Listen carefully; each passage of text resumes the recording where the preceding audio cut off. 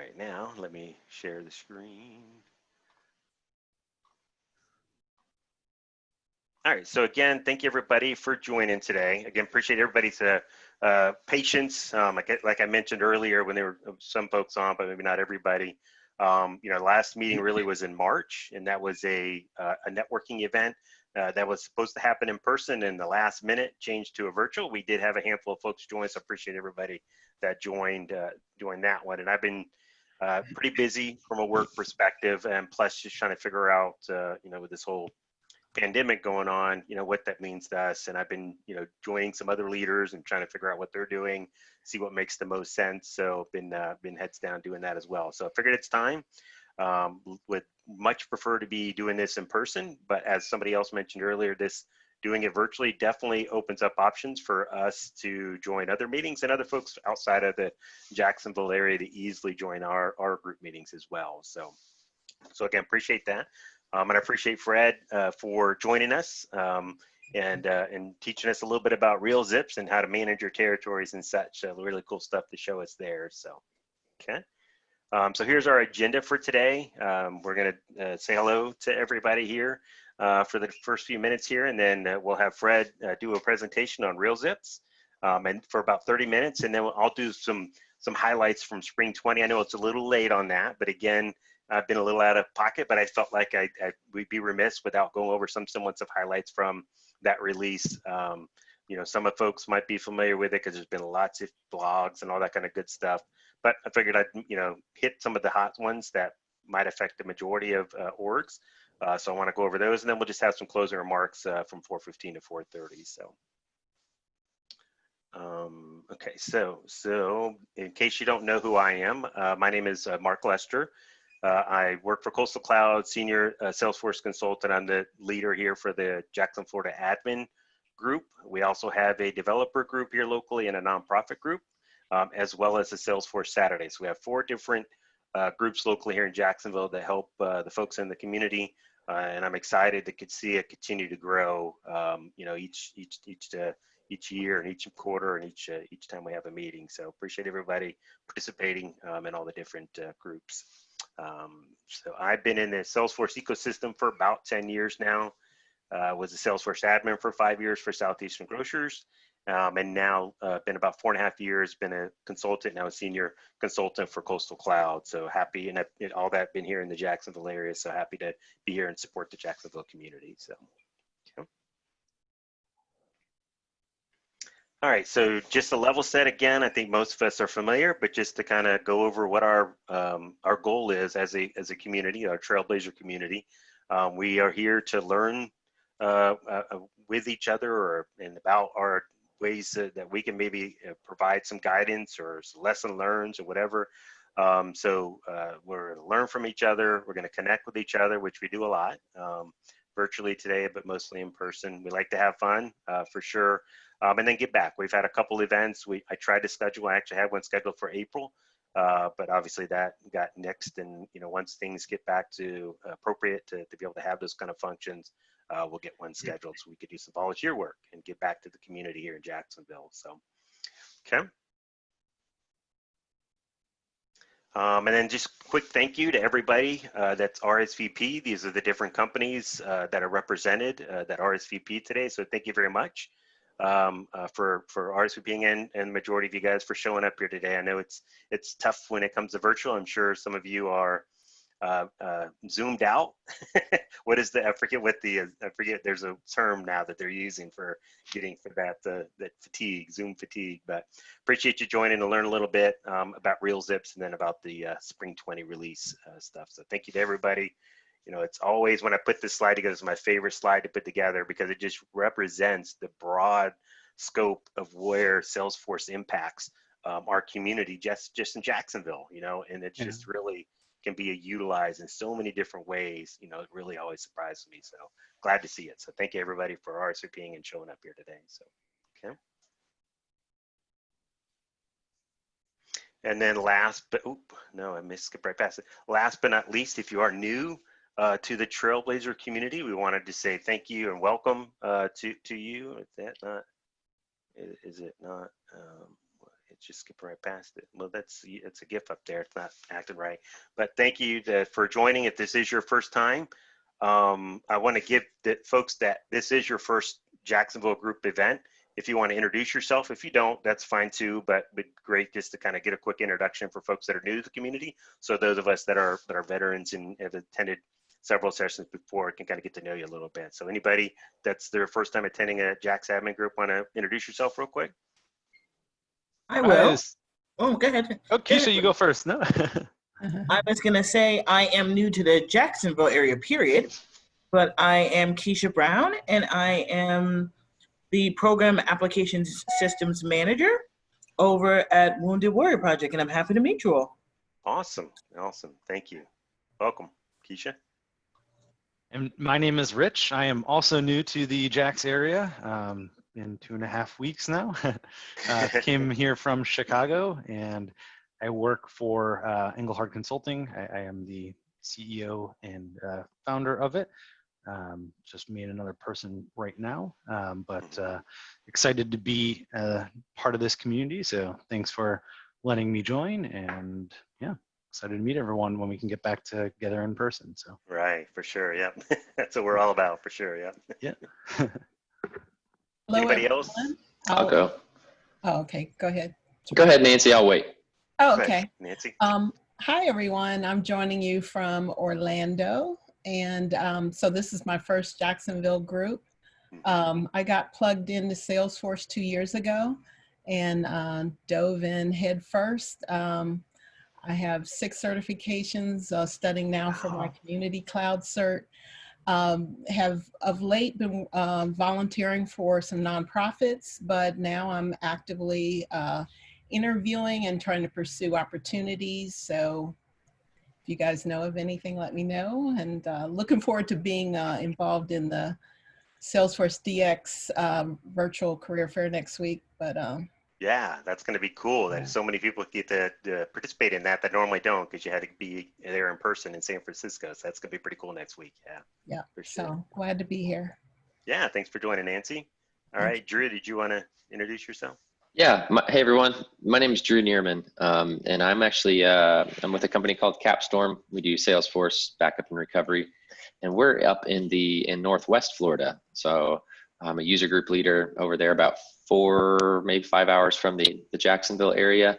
Friend of Mark's for a while now, and he invited me to join today. So glad to be here. All right. Awesome. Thanks for joining, Drew. Hi, this is Lakshmi. I go by Lucky if Lakshmi is too big. I'm from the Gainesville area. I worked in Jacksonville, so I'm pretty familiar with the Jacksonville area. I used to be consulting at Florida Blue. I have a few years of experience in the IT industry, doing software development and implementation. And recently, I got introduced into Salesforce in 2008, 2009. I used it as a business user on the cases, the classic primarily.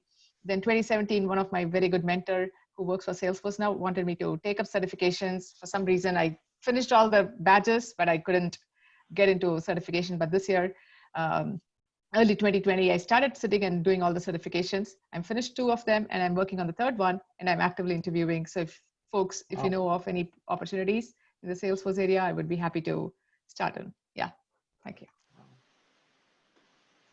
Awesome. Hello, I'm also new to the community. I'm not new to the area. I live in St. Augustine, but I'm new to Salesforce. I am also looking forward to the career fair coming up. I actually just got off the video for the prep webinar. And I'm also looking to get into Salesforce as an admin and looking for any opportunities. Awesome. Very good. Cool. Well, welcome everybody. Anybody else that's new to wants to introduce themselves as well?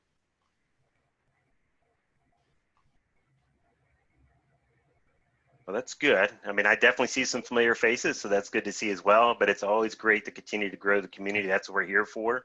When we look forward to meeting you guys in person, when we are finally able to kind of get to a comfortable spot to have an event in person. So, okay. Anybody else before we move on? All right, awesome. Okay, so now the not so fun part.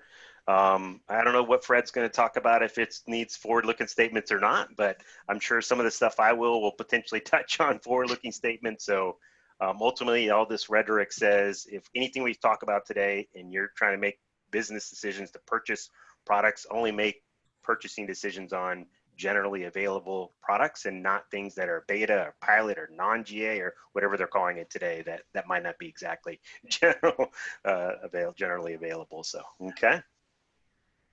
All right, and then one final thing before we kind of get started in doing some stuff. If you don't mind, if during the majority of it, just to make sure there's no background, you could keep yourself on mute, but feel free at any time to unmute, ask questions, make a comment, add something to whatever we're talking about. Yeah, I know, Fred, you don't mind me saying that as well. We're both presenting stuff, but feel free to ask questions throughout it as well. And also, if you have a question, you don't necessarily want to interrupt, feel free to use the chat, and we'll make sure we answer the questions in the chat as well. And then we'd love it if everybody, I know most people are using their webcam, but in spite of the fact that we can't be in person, we'd love to see you. So if you feel comfortable, wearing your, even if you're in your pajamas already or have been all day, whatever, we don't judge. We're not going to judge here. So feel free to do that as well. So, okay. All right. So the first thing that I would like to do before we get started talking about anything is spin our wheel and give out some prizes. So we usually like to do that in person. So we still want to be able to give folks prizes. So if you're a winner in any of these wheel spinning deals, if you would email me your mailing address, and we'll get that to you. I apologize. I just realized that I wasn't totally prepared for the wheel spinner of sorts. So I need to get that bad boy up and running. This might take a minute. You know what? I think. And while you're doing that, I just wanted to say hi, Fred. Haven't seen you in a while. It's been a while, man. My buddy Rich, good to have you down here. I moved up to Tallahassee, so now we're kind of close. Oh wow! Okay. Yeah, I was kind of hoping Mark was going to host a live event. I was a little disappointed because I'm from Sweden. I'm from Scandinavia, right? Everybody. And we don't have IKEA. We don't have the IKEA furniture store and the Swedish meatballs here in Tallahassee. So I was hoping to go over to Jacksonville to pick up some Swedish meatballs and then build them up piece by piece. Oh, goodness. Yeah, I was telling my wife's been keeping an eye on IKEA, and they've been closed forever, and they finally started doing pickup. You can go pick up. So I think they might be opening some portion. They reopened. I stopped by and got out as soon as I got in because there was so many people in there. It was scary. So scary. Yeah, I can imagine it's tough to keep that social distancing in that, the whole showcase area, because people are just going all over different directions and, all that kind of good stuff. So I thought maybe they would just open up the part downstairs where you can, get your product loaded up and get out the door, It's almost as bad as Lynch's over a couple of Yeah, that's scary. That is scary, yeah. All right, so what I'm thinking we're going to do, Fred, because I just realized I'm not prepared for the spinning of the wheel. Sure. So I'm going to go ahead and send it over to you and have you go ahead and do your presentation, and we'll spin the wheel in between our presentations. Does that sound good? I think that's awesome, Mark. So okay. I'm happy to kind of start out here and have a discussion about RealZips team. So absolutely enjoying hanging out with everybody. If I do have a bit of an accent again, it's because I grew up in Sweden. I came over here, and pretty much my whole life, I guess, I've been spending with databases. I've been doing work for pharmaceutical companies, big old Swedish pharmaceutical companies. Came over here 20 years ago, I guess. And we started building sales territories, until there was forever hiring people left and right. And I pretty much migrated out of technology, running information technology for big pharma, and ended up saying, what I want to do, I want to run something new. I want to run something called Salesforce.com. Everybody said, you're complete absolutely don't do it. Nobody's going to be using something that runs on the internet. Don't do it. You should be sticking to what you do best, your technology stuff. And I said, nope, I think this is the future. That is 15 years ago. And pretty happy with that decision, Mark and team. And we're kind of doing these things. And let me take over that screen. Sure, absolutely. Yeah, go for it. So I'm gonna pull this up here, team, and let me know when you can see over my shoulder, everybody. Okay. You should be looking at a Swedish iceberg because it's always cold where I grew up. So, and pretty much, I spent my career empowering salespeople. 20, 25 years. I was a salesperson myself, actually, way back. I was a salesperson and doing technology. So I always had this fascination. How can you use technology team to empower salespeople?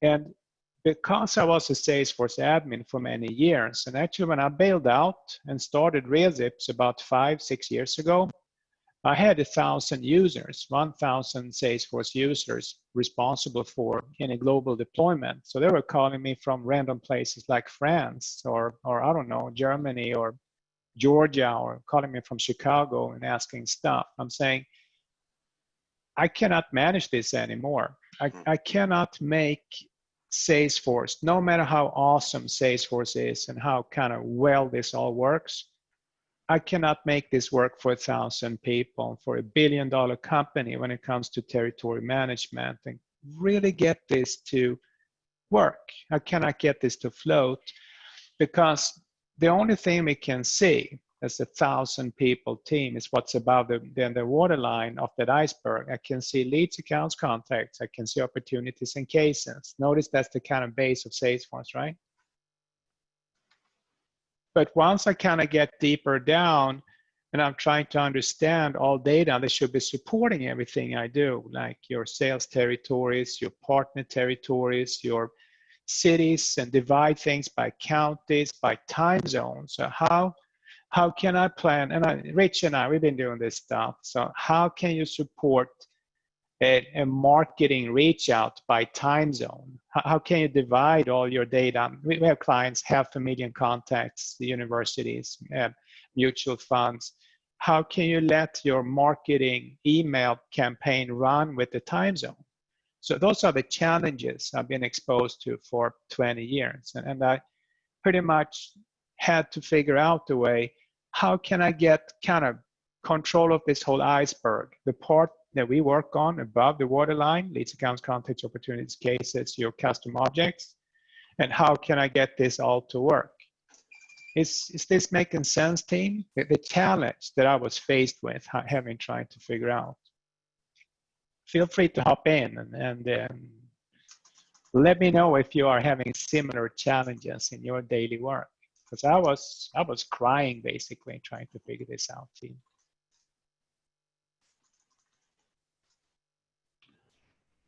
So Frederick, I did about 20 years of experience with Siebel, which is a totally different CRM, internally more complex, but much harder to use, much harder to implement. But the data issue was exactly the same, and the kind of troubles that you're talking about, they were exactly the same. So this is a critical, real need, regardless of whatever CRM you're using.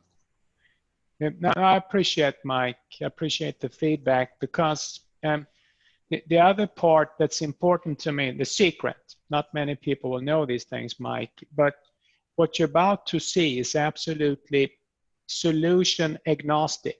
Solution agnostic, meaning Salesforce just happens to be my canvas building this application, Mike. This can be transitioned into Siebel, Mike. It can be transitioned into Microsoft Dynamics, if I dare to say it. It can be transitioned into Oracle. I built this in a way, Mike, that if you and I kind of start looking at the data schema of Siebel, it's built to be integrated anywhere in the world. I have big clients. Does anybody of you, just raise your hand, are you working with the big old, what we call the German SAP ERP system and production planning? Not now, but I interfaced with a few of them. It's the big. They used to, for sure. We call it the 800-pound gorilla in the database world. Yeah. I'm not kidding, but I have customers that cannot solve problems with SAP with the 800-pound gorilla. So they're pulling data through Salesforce from RealZips over to all the global contacts inside of SAP. Up and running. I'm completely blown away. I cannot figure that out. I'm just Fred, the Salesforce admin. That's all. But it really checks out if you create a data structure. I realized. So if I can create a data structure, this is really how it all came about. If I can lay down a foundation, the waterline, and what is my waterline? And I just pretty much came up with, it must be the zip code. Everything must be the zip code that I can pretty much make sure to quarterback, since we're talking about Tom Brady. Yeah, I can quarterback all my information, my leads, accounts, contacts, and kind of tie it to a zip code. If I can make that happen inside of Salesforce, I think I can do a lot of stuff. So, is this making sense to you guys? The kind of basic foundation? So, yeah, definitely. Absolutely. On geography, and especially zip codes when you break it down. In New York City is an example where a zip code can be within a building, but you need lists and you need the ability to link random zip codes together and make a territory out of it. And I'm sure you've addressed that. Pile them together. And are you from New York, Mike? From that area, yeah. Okay. Yeah. So you know, if you pick 119 Hell's Kitchen, you go down to Gramercy Park, you head over to the different parts of New York. Zip codes kind of pile into different neighborhoods and different areas of New York and different, Queens, Kings, and everything else. So those are the kind of things we're exposed to. Companies, and these are large companies. Just to kind of get the dimension of things. Yesterday, a little company called Amazon started to look at RealZips along with Lending Tree. I haven't had time to call them yet because I'd rather hang out with you guys. Awesome. Yeah, but I think we are pretty much everybody's coming to the same conclusion like I did. And it obviously doesn't take much brain power. If I can come up with it, anybody can. But I told my wife, saying, I think I need to build an application. I think I need to put in all the zip codes into Salesforce to make this all work. And I think I know my way around. I can build IKEA furniture like there's no tomorrow. I think I can build this too. So I think I'm going to do it. And she says, well, you're crazy enough to do it, but I don't think you should do it. You should just keep your day job. That's what got me going. I said, I'm gonna. If she says if I cannot do it, I'm gonna show my wife I can do it. So that's how it really happened. Accepted, right? Yeah, it's like it's on. So I kind of just started sourcing data. It took 2 years to source what I call complementary data. So the zip code. And what kind of county does it belong to? Does it kind of belong to federal structure? What about demographics? How many companies? And all this data you can actually dream up that you kind of see it like under the water. All the kind of data, what can be pulled in and what can be sourced. So that's the journey I started out. And to kind of show you how powerful it becomes, because you all miss data in your Salesforce. It's a black hole. You have a lot of data you don't have, you cannot relate. And I want to show you how powerful it is. I'm going to need a little bit of help from you. Please go to this page. You can step away from my page for a second. Go to realzips.com/demo, and you're going to go here. And I made a 3-minute lead form. You can create this form on purpose. I kind of make it look kind of bad, just because I want to show you how simple it is. So if you go to realzips.com/demo, put in a fake name. I'm not trying to source your name or anything, but put in a fake name, put in a zip code, and put in country for United States. Name, zip code. You can put in street if you want to fake something, but pop in some information there. And I want to show you something, how this really works.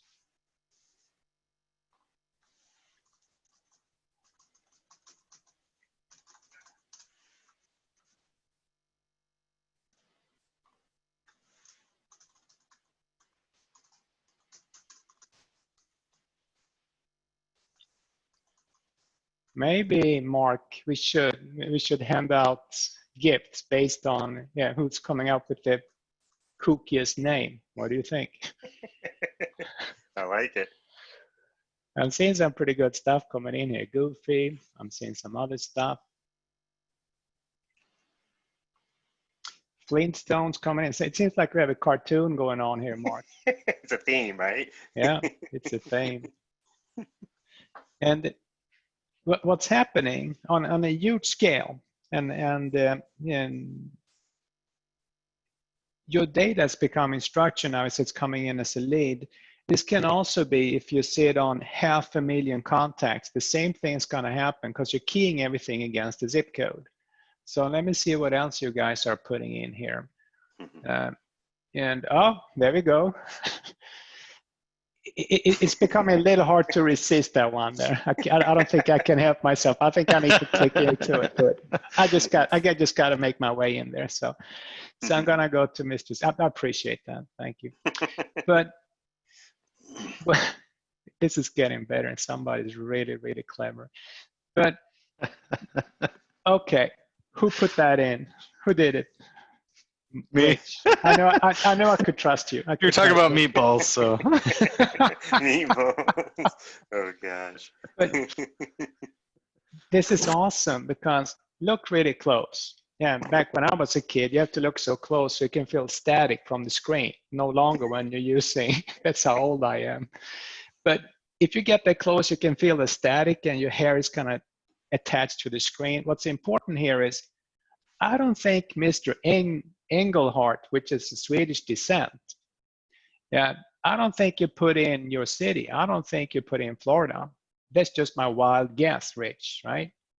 That is correct. I only put in the zip in the country. So wait a minute. Rich is kind of lazy guy. So he didn't put in that information, but it's sitting right there. But there's something else cooking here I want to show you under this tab. You guys can see this tab, RealZips Geodata. I'm going to pull it up. And let that sink in, that lightning component sitting on your right-hand side, talking about real territories and talking about the RealZip. Kind of look through the data you're seeing there, because I know Rich enough. I know he did not put that in as a lead on a lead form. That I know. And what do you guys see? I think you guys need better territory management. You're outside of 90 miles from me. That's true. That's true. But the true beauty here, team, is we're keying against the zip code, postal code in the whole world. So we have companies running this in 150, 200 countries. But you're pinpointing to a sales team. You can see your account executive is Christina. Your sales development rep happens to be herself again. You get the sales engineer, this guy. Everything is just automatically pulled on the platform. But I can run data analytics now because I know that you're in St. John's. I know the metropolitan area is Jacksonville. I know city and time zone. What kind of things, think about this for a second. When I have this data on my platform, what kind of things can you do from a sales and a marketing perspective? What would you do in your org if you have this data?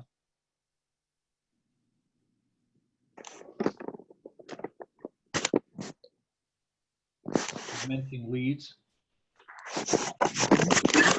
No, I feel, right, once you have this kind of data, right, I have the address location, it helps me, for a sales rep, it might allow him to drive where exactly for the call route planning. Yep. Because you're grouping all your information in all those different dimensions, and it's allowing me to use reporting. It's allowing me to understand my territories and everything else that I can kind of come up with. I can also, because we built this mapping technology, I don't think even you've seen it, Mark, where you pretty much, you can be looking at a map here, and then let's see where you put that in. Oh, there you go. You can be seeing your data, and I can be looking across your whole city. Did you guys know that Jacksonville actually is a city? That's the biggest physical, geographical city in the United States. That's right, yep. Square miles. Lots of territory, yep. Yeah. Everything is 30 miles away. Yeah, you're right. That's right. True. Everything is far, far away. And I can be looking across my whole metropolitan area. Notice how quickly that map rendered, 137. It took 1 second to generate that data. All the different leads I have across Jacksonville kind of pulled up because you have this framework, geographic framework, inside the RealZips application and your Salesforce. So now the first time ever, big companies are able to run reports and running analytics by county, by metropolitan areas. That's a completely new way you can kind of leverage this information you're seeing. As I happen to visualize here that lead that came in for IKEA. I'm going to stop there for a second before I'm going to switch over and show you more about the territory management. But I wanted to kind of ease you into it just by pushing in a lead coming in. Is that making sense, what we just looked at here, team?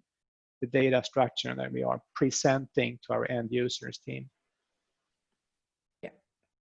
Yeah, I mean, I think that's super powerful. Like you said, Fred, that what we put in was minimal information, and then most companies are like, well, I need more than that to be able to get anything valuable out of it. But you were able to dig in and get some pretty valuable information very easily, right? Yeah, it's fantastic. I'm gonna pull one more mark here. Check this out. Somebody took the time and effort. I appreciate that, to put in 4899 Belfort Road. Then it popped in Jacksonville and all that stuff, right? Yep. So I'm looking at this lead here. And another interesting thing we're noticing, let's say you're dealing with leads that are for homeowners. So somebody was trying to sell me solar panels today. So let's say a lead is coming in.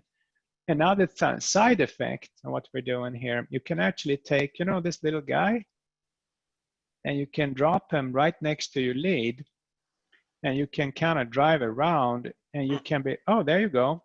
There's the little spot. So you can visualize, because we built this Google integration, you can visualize that homeowner or something else. It's like, oh, that's a nice white body you have. You should get a Volvo car from Sweden instead. It's very powerful when you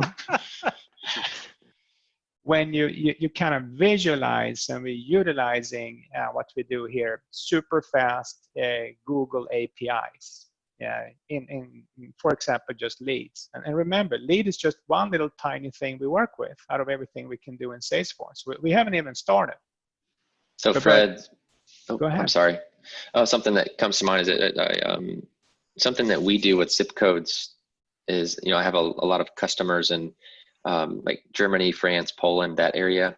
And for our team, on sales side of things, we're every day thinking about priorities. I think we only have a couple of hours to reach those people.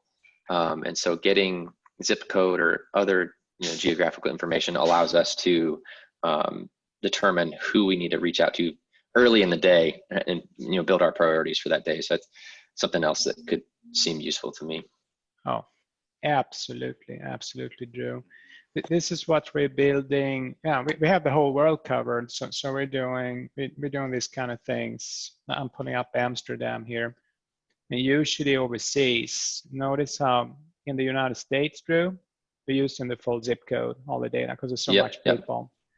Over in Amsterdam, Germany, where I grew up in Sweden, IKEA country, you might be going on a 2-digit, the first 2 digits of a postal code. Tokyo, Japan, usually we do 3-level. So it kind of depends on how many people you have to support from a sales perspective and how many digits we automatically pick up of a partial postal code rule. So got you covered. We can do all of Europe. The toughest part, the most complex place in the world is London. It's a complete mess with postal codes because they've been doing postal codes, I'm afraid, for 600 years or something silly. It's a mess. Goodness. And they keep changing it, but not everyone believes it, and so no, it's a nightmare. It's a nightmare. But we got you covered. So pretty much, if I kind of pull you back to my Swedish iceberg for a second, now the thing you saw, you just kind of dipped your head down under the surface, and you were just kind of peeking down. you've seen 0.5% of what's possible, because we were starting to play a little bit with sales territories. We had the city name from USPS automatically populated. We kind of got the states, counties, and these things kind of cooking for us. So we kind of looked into 0.5% what's possible to do. Now I want to show you the big picture when it comes to the application. When I go back here, I'm going to go to a component called real territories. What else? Nothing fake. It's the real deal. So I'm looking at territories. So now I'm kind of taking what we call a high view, high level view, looking down. Now we got to stick to where we're at. So I'm going to change it to Tallahassee because I'm no longer in Fort Lauderdale. But we're calling a territory. We're calling it Florida, right? So I'm giving you a place to start. I'm giving you a starting point and kind of understanding the data that falls within a territory. And this is dynamic. You know, you keep changing zip codes, you're moving it over to Georgia or something else. They can have, I don't know, northwest part of outside of Tallahassee, they can have those counties. We can give it over to Georgia. I don't care. But here, what's really powerful, when I'm looking at a territory, I can assign it to a team. I can automatically roll up how many leads. 1,285 leads do I have here. I have $2.5 million in revenue sitting here. It's expected revenue. We've been booking 4.5 million. This data is just kind of moving it from your leads, accounts, contacts up to the zip code and roll it up to a territory level.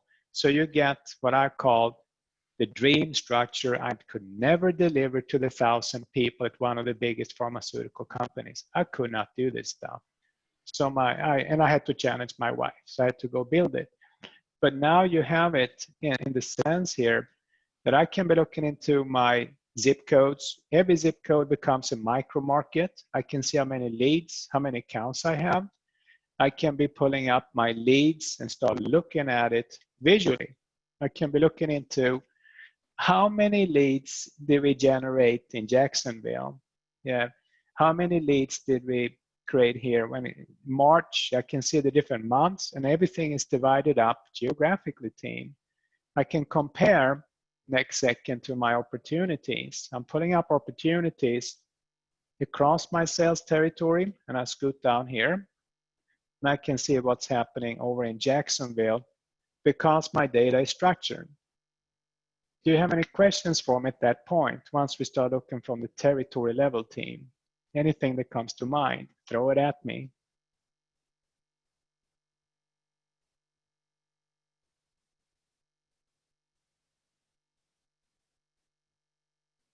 Are these reports, they're just native reports, right? Once you have your app, you can just create these type of dashboards, right? Based on your sales methodology or however you are doing your pipelining. Yes, we kind of give you a framework. So, and we're using Salesforce reporting capabilities. What you're looking at as a dashboard on this page layouts, we're just making sure as much as we can to leverage Salesforce, and we give you kind of templates to start working with, so you quickly can implement within a few days.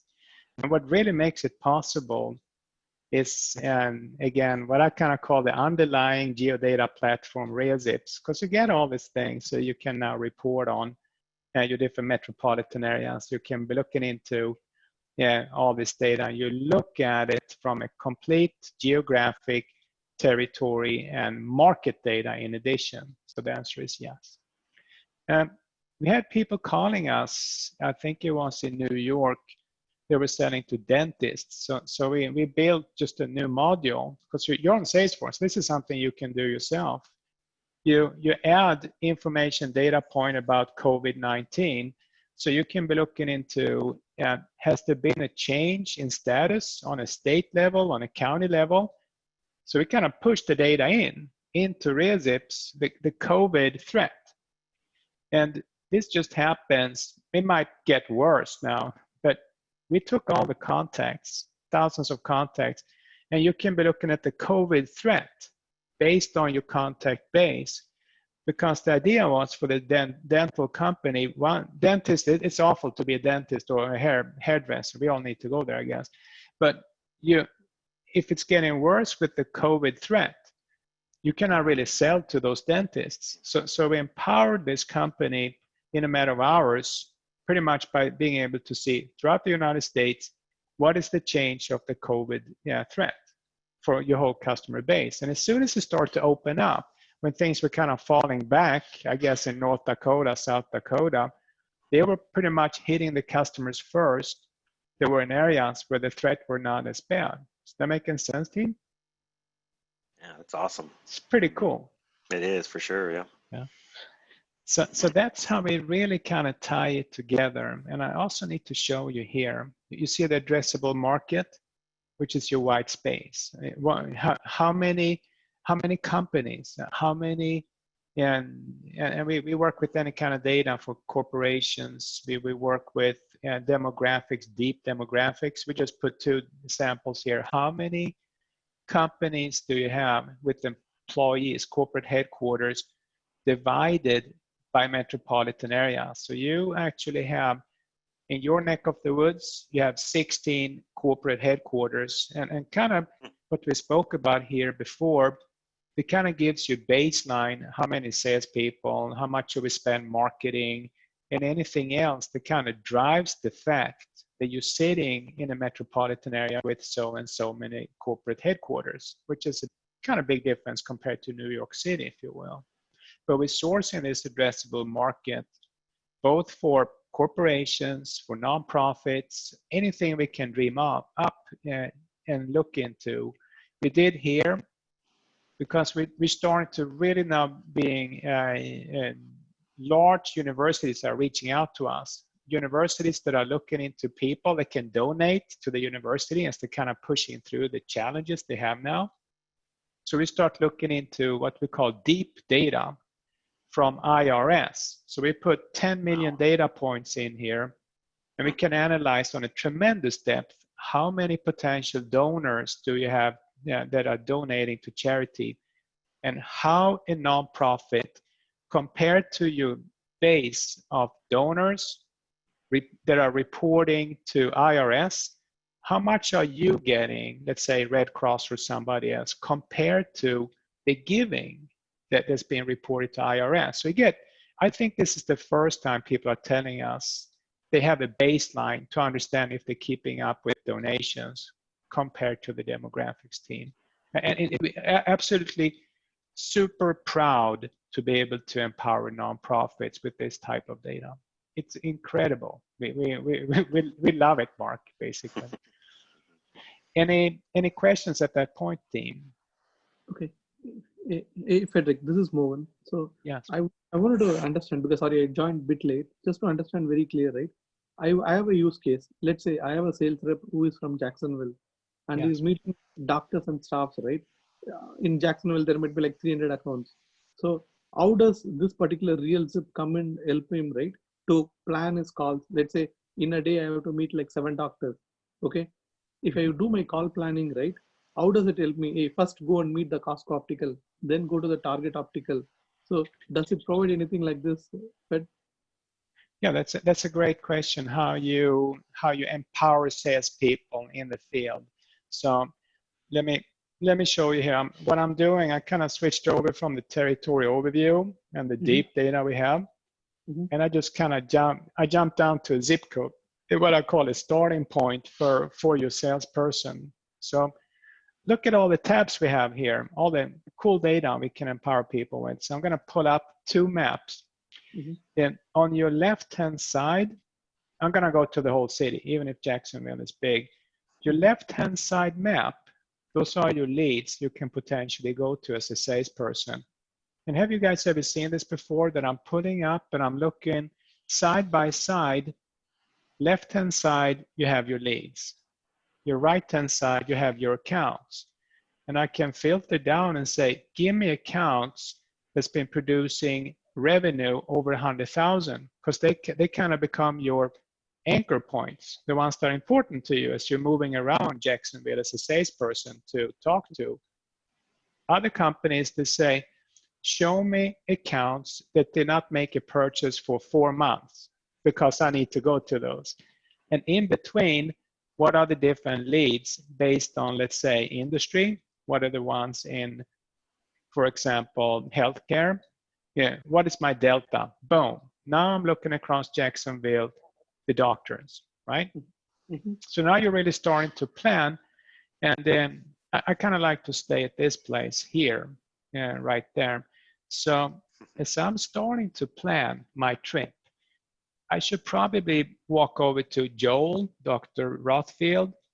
Then I probably get an Uber and go over to Becerra. And I can just continue over here. I guess I got to make it under the highway, but Dr. Guten should be my next one to go to. So this is what I call sales productivity. And you can get apps doing these things. But then we start to think, what else can we deliver to a salesperson? Because these three that you're going to be going to, Rothfield, Becerra, and over here, those are known by you, right? That's over the water. That's above, that's on the iceberg on top. But what the heck? I need to get to the ones I don't know about. So we started working on a little secret here. And we kind of hide it. So because we put it here, you see this button, Leads Import? Mm-hmm. I'm going to pull that up. So on your left-hand side, I'm going to say, okay, you set this up as Salesforce admin. You pick if you want plastic surgeons, if you want dentists, if you need insurance agency, whatever you are targeting. So let's pretend we're targeting dentists. Mm-hmm. So I'm going to be pulling up dentists. On my right-hand side, I'm pulling my existing information. I'm showing, I want to see the ones I can have here. I will pull dentists. I don't have it here, but you will be pulling saying, show me my dentists that are known above the iceberg here. Mm-hmm. So you're kind of looking at the universe. Those are the ones I need to hit up as a salesperson. Meanwhile, what I just did here, I'm pulling a map. Let's see if I got this right. Yep, it seems like the dentists are kind of out here. And all the dentists, this is not in your Salesforce. Can you guys guess how we got the data in there? Did you use the NPI database? That's a Google integration. So we actually go into, like when you go to Google Maps and you say, show me all the IKEAs or show me all dentists, that's what we're doing in the background. Then we build technology here. So if you're noticing, wait a minute, I don't have this guy, Martinez Dental Solutions, but I want that in Salesforce. You see this button here? Boom. We built an integration. So from Google, now I pulled that lead in a second. I go over to my lead record, and I'm just, as a salesperson, I just keep building my lead database in seconds at no cost.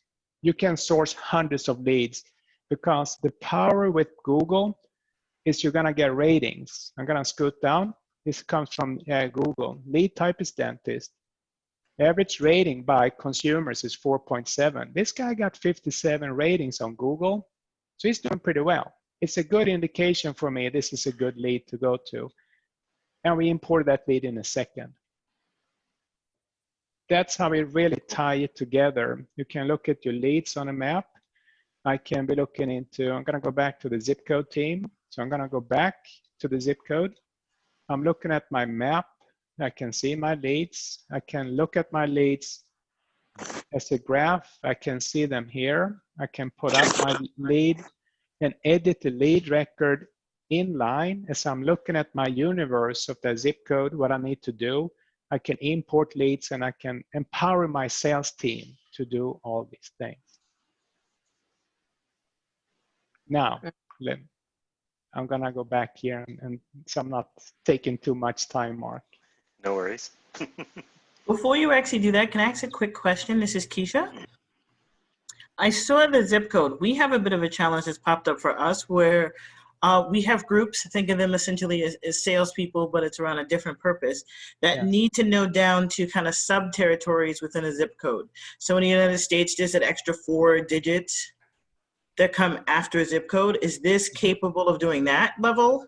of granular as well?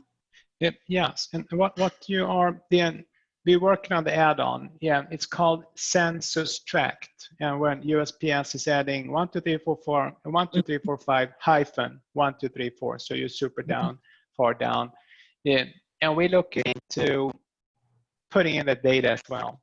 But you get so much data that you're kind of choking Salesforce, if you will. So we're looking into solutions because the ask for data is growing rapidly. And we're looking into Heroku integrations where we can start putting 20, 30, 50 million records and tie back to RealZips and Salesforce. Yeah, it's coming.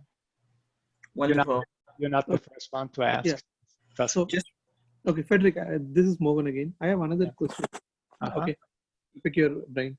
So we have a consumer website, right, where we get the leads and other future customers, right? So we get like basic attributes, what is their first name, last name, email, and their zip code, okay? But what we do, right, with this data, we are working with some other external teams who enrich this particular information and provide, hey, out of this particular customers, these people are interested in sports, these people are interested in arts, so that we know more about that particular lead generation, and then we contact them. So does this solution that you are demonstrating me, does it have that capability? Let's say if I have 100 leads with a different zip code, will you be able to tell them, right, what kind of interest, what kind of flavors they are doing? You can, based on the zip code, you can create a demographic profile. A demographic profile as leads are coming in. Let's say you have thousands of leads coming in. So of course, there can be a lot of people in a zip code. There can be few people in a zip code. But you pretty much, by zip code, you're going to have what I call preferences as people. I'm noticing a big difference as I'm moving from Fort Lauderdale to Tallahassee. It's a big difference. People joke about you cannot drive a Volvo. You need to get a pickup truck to be in Tallahassee. So that's so you have a bit of a difference, when it comes to preferences. Of course, you have income is a big driver. You have a number of different things that will drive consumption based on a zip code. So, for example, I'm going to pull this up here. If you're looking into data here, demographic data, I'm just kind of giving you a quick flavor. This is endless information you can put in. But for example, you have 6,700 kids at that age, and you match it against an income per person or per household. You look at changes over 5 years. People are making more money, people making less money. You're looking at if property tax is going up, going down, or if renting an apartment is changing. So you put in a few data points. So you start making pretty much a prediction about the consumer that comes into a zip code. And you can pretty much provide your sales team information that becomes complementary to a decision to reach out to a lead, or how close they are to a store, or how far away they live from an airport. There's so many things that will drive the process of understanding that engagement with the lead that we can help with. Okay, yeah, sure. I think, thank you. This helps me. Yeah. Awesome. Yeah, a couple of things I would like to mention here, Mark, as I'm kind of rounding this out. Sure. I just have to share with you what we're going to be doing the next 1,000 days because it's so exciting. We just got started basically, and what we're really starting to understand, the data that really is going to be driving your future. It's not the Salesforce application. It's not your lead data. It's not your account data. What's coming off, as we spoke about here, coming from Siebel, what have you. That data is known. That's pretty much above the surface. The key is what's under the surface. So we did another thing here and say, okay, great. Let's build a data store. Let's set up a Shopify store and start making data like there's no tomorrow. So look at that data set. You seen that place before, Mark? You see what we're doing? We're taking the zip codes in your neck of the woods, and we kind of break it up in Emerald Bay, Fort Caroline, Foxwood Trails, So we kind of working our way through the 50 biggest markets in the United States, like there's no tomorrow, structuring the zip codes down to neighborhood. And we're not that smart. Somebody did get a DoorDash delivery the other day, run a DoorDash delivery, right? Right. You guys want to guess which application is being used in DoorDash? Do you want to guess what they're using to plan their sales? I'm going to say it's RealZips. Yes, because we need to support this thing where you start breaking down Jacksonville into areas and neighborhoods and everything else. So we're producing those data sets. So we have data coming out of our ears pretty much here, because our responsibility now is just to keep adding data. Say, okay, I need to know how close to an airport were all my different 500,000 contacts that I have. Give me a data set that I can implement in 10 minutes into RealZips, apply to 500,000 contacts. How far away from an airport are they? If you're travel industry, you really need this stuff. Or if you look at the IRS data or something else you can dream up of, if you need what we mentioned here in Europe, we start to implement the global method of structuring data. So you're going to see the next 3 years, the build out here for us is really about adding third-party data of different types for hedge funds, for nonprofits, anything that we can all dream up of. Yeah, it can be charging stations for Teslas, what have you. And we're going towards the stuff that really fascinates me.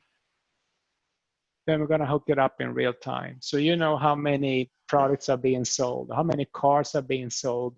You compare to your database, and you're going to arrive at a place 1,000 days from now. You're going to understand as a company, as a Red Cross, blood donations, anything else. You're looking at demand supply in real time. And you can manipulate your Marketo, your marketing strategy, your sales strategy, acting on real-time data. That's where we go in Team and Mark. So that's the story. So thank you for listening, guys. Yeah. Throw any questions at me. Mm-hmm.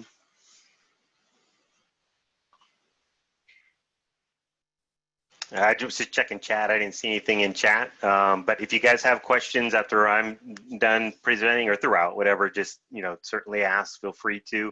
But thank you, Fred, for presenting that. That's great information. I mean, you are sourcing a lot of data in this application, so that is really cool. And being able to keep up with that constantly is probably got to be very difficult to do for a company in general. But for you, it's a piece of cake, right? We can empower so many companies, so many people if we do it from one point. I would never be able to do it myself, Mark. Back when I was an admin for one company, it would be overwhelming. I would be crying end of the day. But now we can do it because we scale it, and you kind of get that economy of scale for everybody, Mark.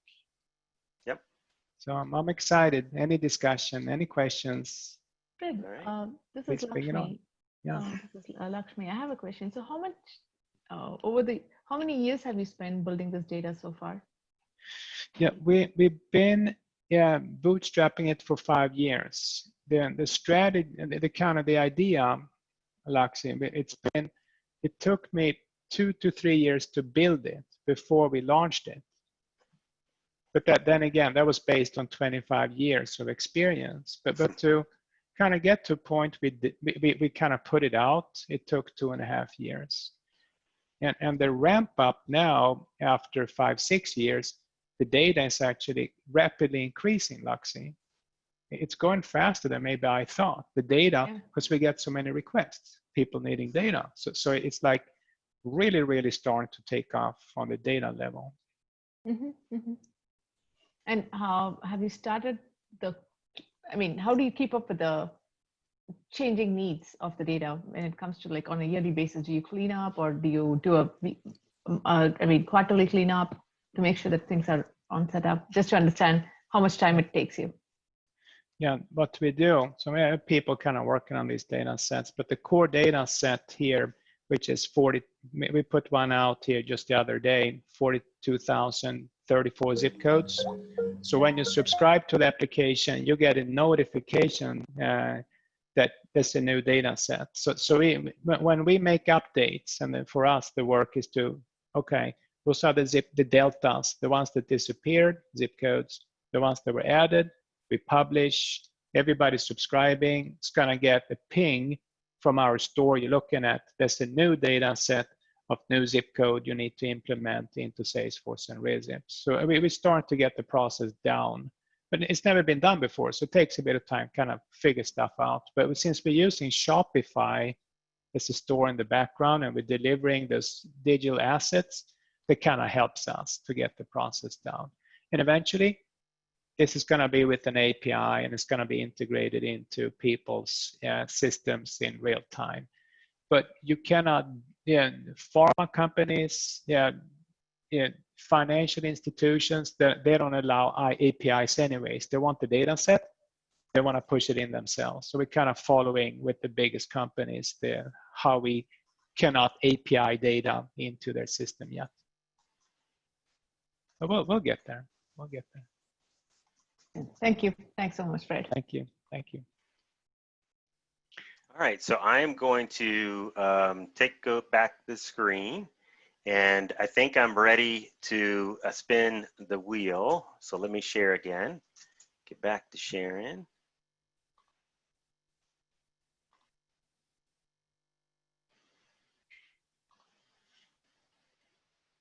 All right, so I believe I have everybody's name on here. I think we might have had a couple people leave since I put all these names together, so hopefully one of those two won't be the winners here. But so I'm going to go ahead and spin the wheel here. Oh, hold on. Hold on. Let me do one thing before I do that. That was a practice spin. You didn't see anything there.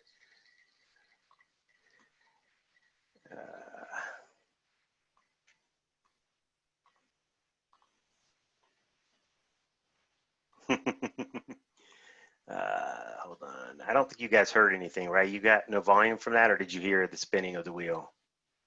No volume. We did not. Okay. No. Give me a second. That's what I thought. That's why I wanted to share my computer. Okay.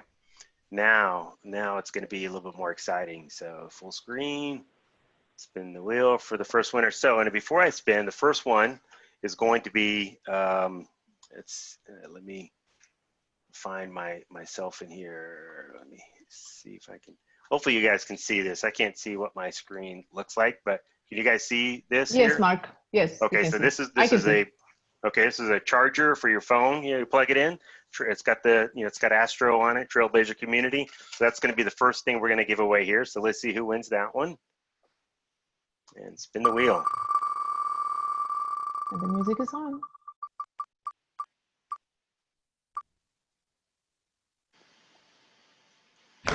Awesome, Mohan wins the first prize.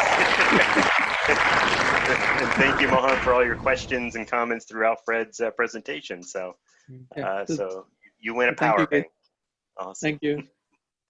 All right, so you are the winner there. So the next one is going to be for this bottle and this journal. So it's a combination of the bottle and the journal here. Hopefully you saw that. I don't know. Hopefully you did. All right, so let's spin it one more time. We're going to do this one and one more after this. So let's spin it and see who wins the bottle and the journal combo gift.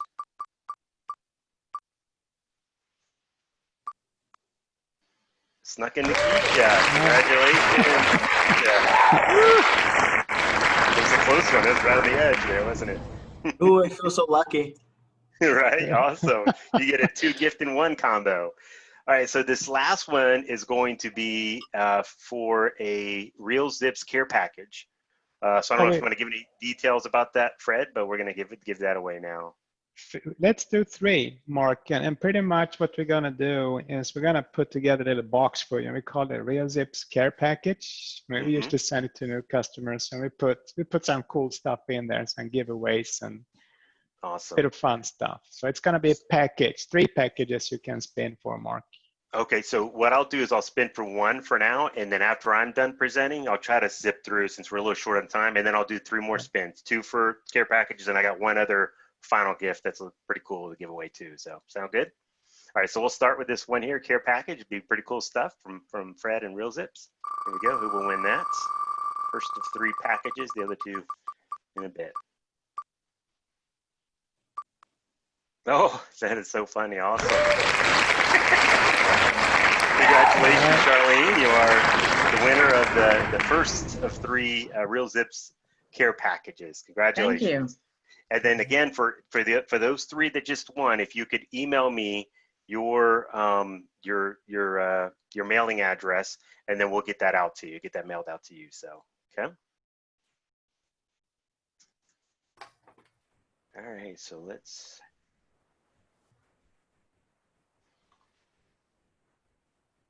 swap screens. All right, so again, that's my email address. I'm going to share this deck when we're done. My email address is all over our group pages and all that kind of good stuff as well, but you're welcome to email there. So, okay.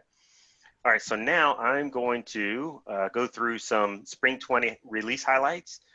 It's probably going to go a little bit past 4:30 because I would like to demo a few of them, even though they're, I think there's like top 5 I picked out that I wanted to review with everybody. So, so let me go do that, and let's see if this is going to, it's a different deck, of course. Oh, perfect.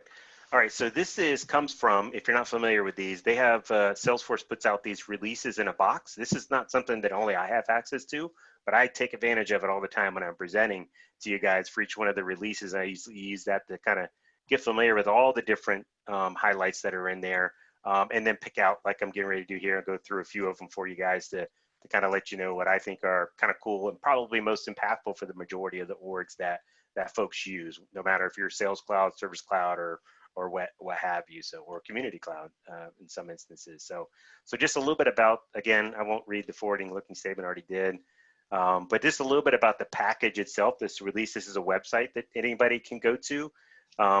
Right, for this spring one, there were 93 of what they considered their top features. So you guys know there's all kinds, hundreds of upgrades that happen every one of these releases. They put this PowerPoint presentation together with 93 different enhancements, and I picked 5. It was tough, for sure, it always is, but I picked 5 to kind of showcase to you guys a little bit. And each one of them come with just a quick screenshot of what it represents, that upgrade. It has a quick link to a video that's usually 1 to 2 to 3 minutes long, and a link to the release notes that talk about that specific upgrade. So if you guys want to dig in further on this, and I'm going to have a link too as well later for that, but you're welcome. Anybody's welcome to go out to there if that's an easy way for you to kind of keep up with the releases. So, okay, just wanted to point that out real quick. And then in this spring release, these were all the highlighted areas from the normal sales and service, the small SMB essentials, marketing, analytics, platform, all the way down to these specific clouds like the financial services cloud they have out now, the health cloud, manufacturing cloud. They even have a consumer goods cloud, which is fairly new, and then some other pieces in between. So these are all the different points that they touch in their package, and I picked 5 out of all of these. So. All right, so the first one was regarding sales. These are like the 4 highlighted ones on here. You can look at these later, but the one that I'm going to talk about is the task queue assignment, which is something that a lot of people have been waiting for quite a while now. So, so in this spring release, they allow you to be able to, you can see here, to select a queue, and it's super easy to set it up. And if you're familiar and you utilize tasks in your org prior to spring, you know you did have the ability to assign multiple users as the assigned to field. But basically what that did was create multiple tasks for each one of those individual people. And in most instances, or I guess some, I don't know, maybe there's a use case for that. But in most instances, you really just want to send it to a queue and have one of them work that one task and close it out instead of sending out 3 individual tasks. So that was required prior to this spring, and here, if you're familiar with queues and you use them currently and have, it basically treats it just like queues on cases and any other object that you can use a queue on, which is a big list for sure. So So let me show you what I have here. Okay, so for a task queue, if I go in, if I go to add a task to a queue, what you can do is if you want to go to setup,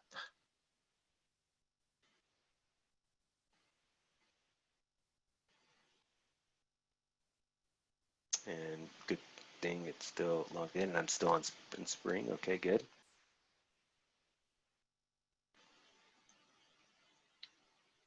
Okay, so if I go into the queues, and you can see here, it's easy to implement this. Like currently in this org, I have one queue set up for the Eastern Region sales team. It's already in here, and all I would have to do is basically add the supported object of task in here, and then you're able to use it. So if I go in to edit this, and all I have to do is go down here under the available objects, go to task, add that over here next to case that's already there. You can add other members. I added the role and subordinates for the Eastern sales team already, so I'm going to save that.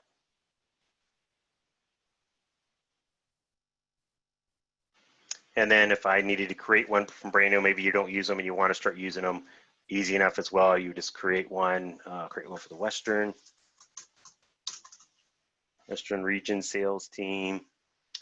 You can add a queue email if you want to. I'm going to do this again, both for case and for task, easy enough, right? And I'm going to assign this to roles and subordinates in the Western sales team here.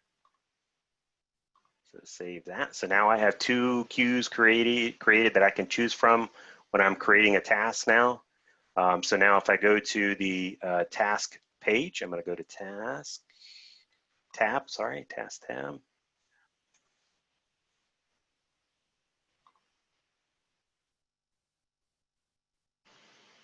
And if I go here to create a new task, I won't go through the process of creating one, I just want to show you. So now if I go in here and I look at the assign to, it's got me automatically like it does today. But if I take me out, you can see here I have the option to switch over to either people, groups, or queues. So I can switch over the queues and I can type in Eastern and I can grab that Eastern region sales team and assign that to that queue. Okay, so the one drawback to the spring release, which is everyone's production today. So let's say I was on a contact record. I'm gonna search for a contact. I don't want Mark. Rose. If I go to Rose Gonzalez here, and you try to use the activity composer to create a new task, you've noticed if you're using this today, you have the assigned to here as yourself, but when you take it out, you unfortunately do not have the option to change this over to queue. And if I try to type in the queue name, it still would not recognize and it would not allow me to assign it to a queue. So that's the one drawback from this first release. But from a sneak peek to the summer release, if I go to that same record in a summer, let me make sure I'm on a summer one before I refresh just so I can see. Okay, I'm on the summer release, you can tell from right there.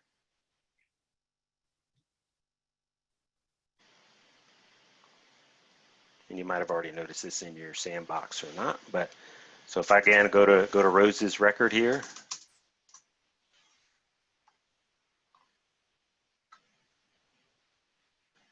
and then if I try to do that same thing in the activity composer here, I will now have that ability to do that in here. So if I take myself out, now I have the ability, and this was coming up in a little sneak peek to summer. So I figured it makes sense to talk about it. So in case anybody was struggling with that now that started to use it, you'll be able to assign it from the activity composer starting in the summer release. So, okay. All right.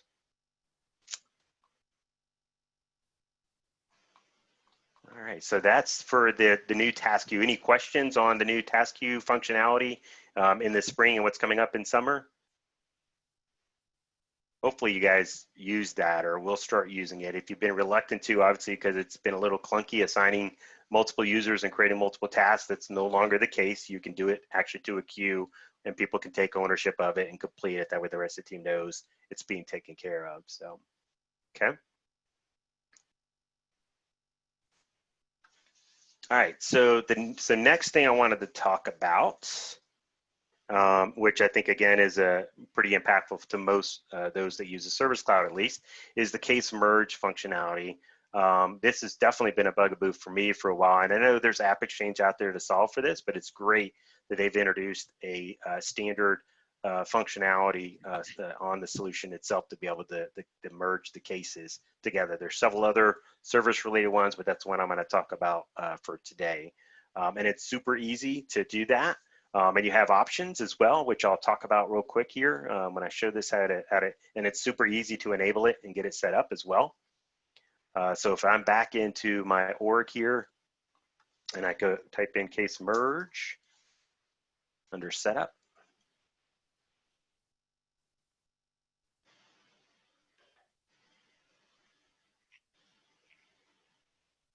All right, so if it's right here, you go under, it's under service, feature settings, and it's super simple. So it's right here, you just click this to enable it.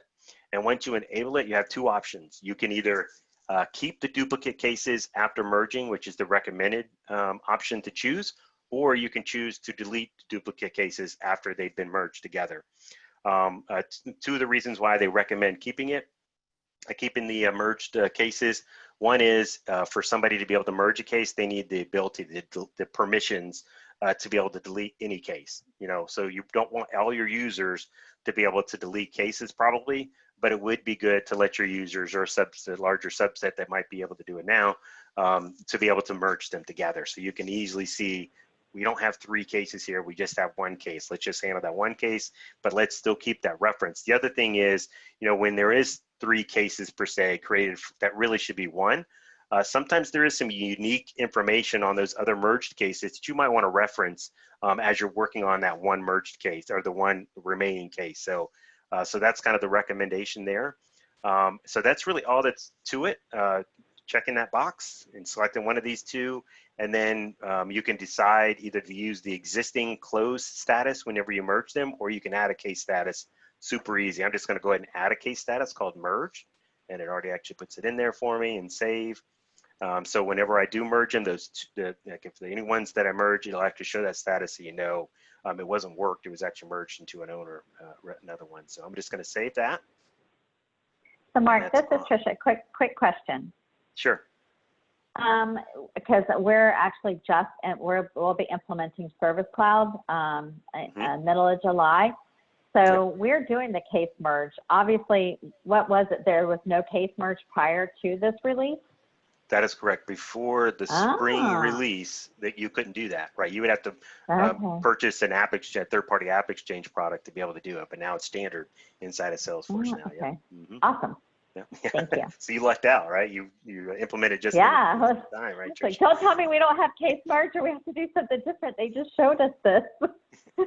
Awesome. Okay. So the only other step, yeah, go ahead. So when this is merged, is there a little description or verbiage that goes in that says what it linked to, you know, which one is it merged into? Yes, actually, it sure does, yeah. Mm-hmm. And it gives you a message that says when you go to merge them, it actually will say, once you merge this cannot be undone. So once you merge them, that's it too. Right. Mm-hmm. Yep. When you merge the cases, is it keeping the historical information and attachments and things that are within one of the cases? Because I know that was a struggle a while ago. Yeah, it does. I mean, if you choose on that page I was just on, if you choose to keep them, then yeah, those all the related information on that case would remain with that merged case. But if you the case it's not the winning case basically. But if you choose to delete them, then just like on a contact merge, everything would be, all the relationships would go to that remaining winning case basically. So. Okay. If that makes sense. So yeah, basically treated just like a contact if you choose that delete option on that last page. So, okay. So the only other thing you would have to do is when you implement this is you would go to the page layout for the cases. And then you would just add a new related list called merged cases. So you can easily see which cases have been merged with any particular one. So I'm going to go to related list. I'm going to grab this new merged cases related list that was created whenever I did this process here. I'm going to make it the first one, save that.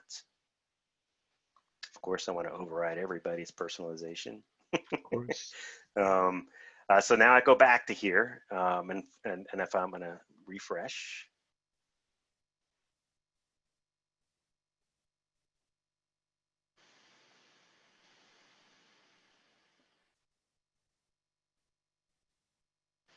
So if I go to this case right here, if I go to this case record, and you could do it either directly in the case, you can see there's a new merge case button here, or if you were on a list view, I'm gonna go to all open cases. You can see here there's a merge cases. So I can say I want to merge this case, this one, these first three. I want to merge them together. So I just click those three and click merge cases, and the screen looks very similar to what you see today when you're merging a contact. You have to choose the winning record. But in this case, again, the good news is that I decided to keep this, there's different information in the subject. So I could keep that information so I know what the historical information was in any of the relationships that you're asking about, Gabriella, as well. So you would go through here and pick the winning records in here, whatever makes the most sense for that. So select those. Barbara can be the winner. And we'll leave it as Rose and different companies. So we grab those and just hit next. And then like Tricia mentioned, it tells you, hey, you're about to merge three cases. You cannot undo this merge. So be confident you want to do it. So I go ahead and hit merge.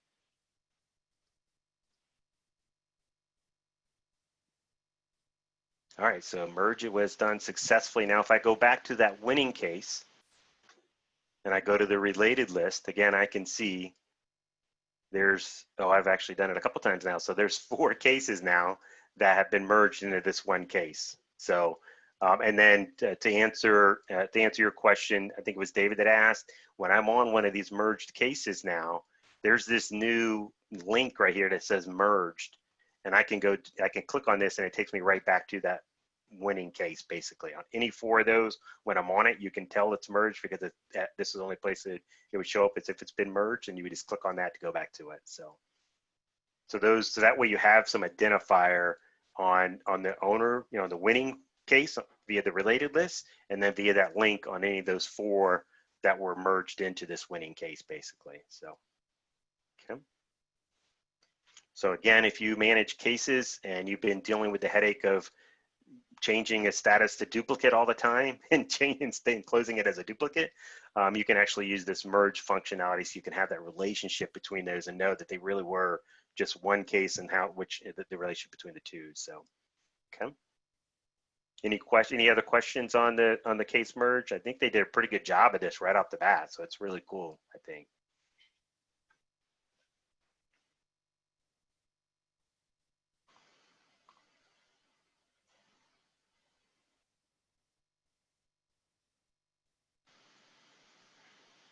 All right, so the next one I wanted to talk about is, well, I'm gonna actually skip this one since I'm running out of time, but this is pretty cool too. I'll just say Einstein article recommendations kind of takes it to the next level when your case managers are working on their cases, or folks are trying to search in your community cloud. So keep that in mind. That's a great feature to use.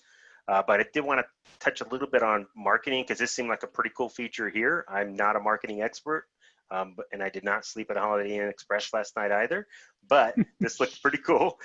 So you can send messages to the primary contact, lead, or person account from a case record inside of the Salesforce org. Instead of having to be in Marketing Cloud to send to a mass of people, you can use the content that you have built in Marketing Cloud to send a unique email to the primary only. It can't be just any old contact leader person account, and it can't be from that person's record. It's got to be from a case. But you can see there's like a component here, and I thought it was worthwhile to show a few seconds of the demo portion of the video that they put together, so you can guys can see how that works real quick.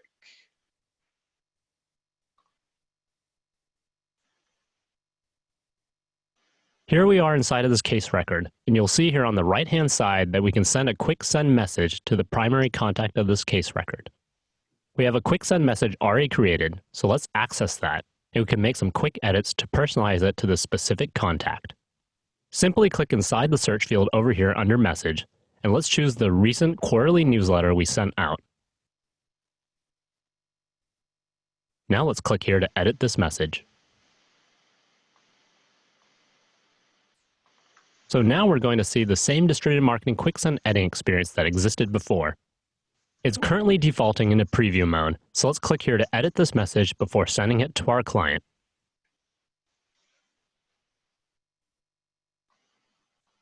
As you can see, we can click and edit the images and text. In this case, we want to change one of the images to better match the webinar the client is looking to watch. This seems pretty cool to me. I'm assuming this wasn't. And we can also edit the text here. So let's click here and edit the text. Let's add some text into the message here. Now let's click on the preview button to make sure everything looks okay before sending this out. And everything looks good here, so I'll go ahead and hit send. And with that, I sent a single email to a specific contact from a case record. So I just wanted to kind of show you that because I thought we don't talk much about marketing because again, I'm not an expert, but I thought that looked really cool feature to make sure if those folks that do use Marketing Cloud, you know, can take advantage of that, you know, for your folks. So definitely look at that if you're using Marketing Cloud. So okay, I would say any questions, but somebody else would have to answer them. So are there any questions though?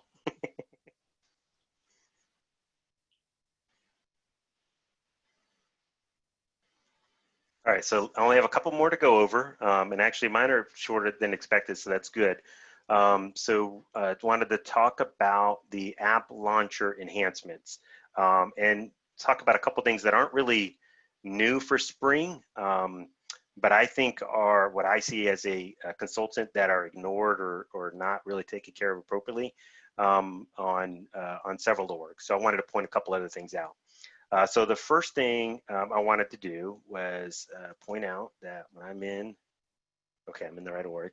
So when I'm in this org, if you guys have noticed, when you click on the app launcher now, it doesn't go full screen on you like it used to. It just kind of gives you a little window and it shows the first 7 apps that you have exposed.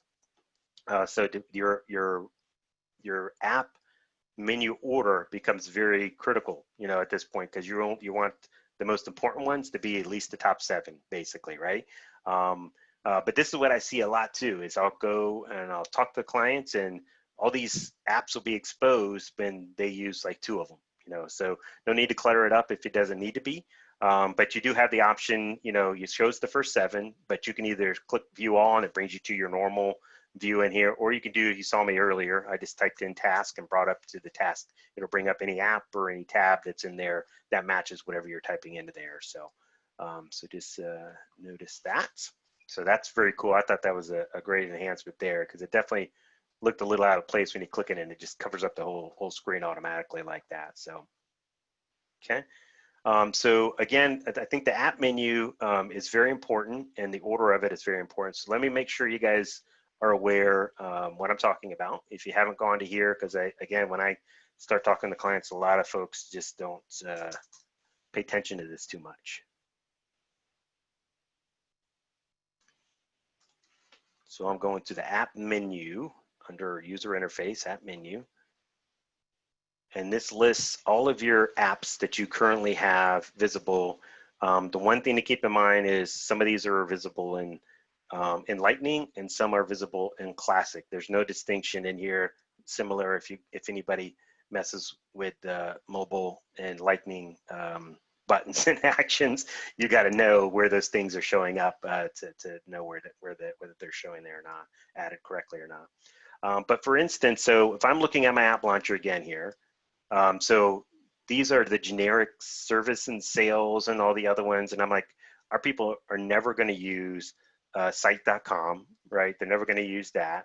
And they're also never going to use content. So I can get rid of those.